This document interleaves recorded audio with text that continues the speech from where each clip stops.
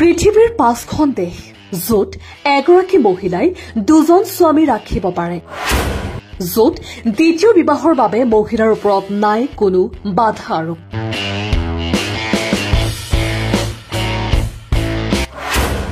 পিছে আপুনি জানেনে এই দেশসমূহত মহিলাৰ দ্বিতীয় বিবাহৰ ওপৰত কিয় নাই বাধা আৰোপ? সাধাৰণতে পুৰুষ মহিলা উভয় বিবাহ বান্ধোনত আবদ্ধ হৈ জীৱন যাপন কৰে। কোনো কোনো দেশত এজনতকৈ অধিক স্বামী থকাটো অবৈধ বুলি গণ্য কৰা হয় যদিও পৃথিৱীত এনে 5খন দেশ আছে য'ত নাৰীয়ে এজনতকৈ অধিক স্বামী ৰাখিব পাৰে। আজি আমি এনে কেইখনমান দেশৰ কথা জানিম য'ত দ্বিতীয় বিবাহৰ বাবে মহিলাৰ ওপৰত কোনো বাধা আৰোপ নাই। 1. নেপালত আজিও বহুবিবাহৰ প্ৰচলন চলি আছে যদিও নেপালত বহুবিবাহ নিষিদ্ধ কৰা হৈছে, কিন্তু হুমলা, দোলপা, কোচিৰ দৰে অঞ্চলত বহুবিবাহৰ প্ৰথা এতিয়াও চলি আছে।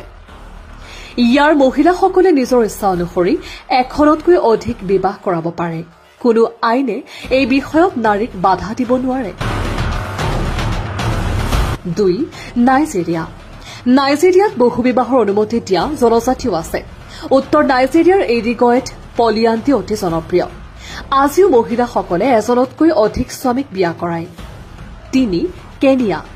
কেনিয়াত বৃহৎ সংখ্যক মাছাই জনগোষ্ঠী বাস কৰে। ইয়াত বহুবিবাহৰ ক্ষেত্ৰ বৃহৎ সংখ্যক লোক পোৱা যায়। ইয়াত মহিলাসকলে এজনতকৈ অধিক স্বামীক বিয়া কৰায়।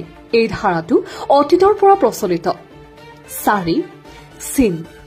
চীনৰ তিব্বত অঞ্চলত এগৰাকী মহিলাই কেইবাজনো ভাতৃক বিয়া কৰাব পাৰে, কিন্তু কোনটো সন্তান কোনটো স্বামীৰ সেই কথা নাৰীয়ে কাকো নকয়।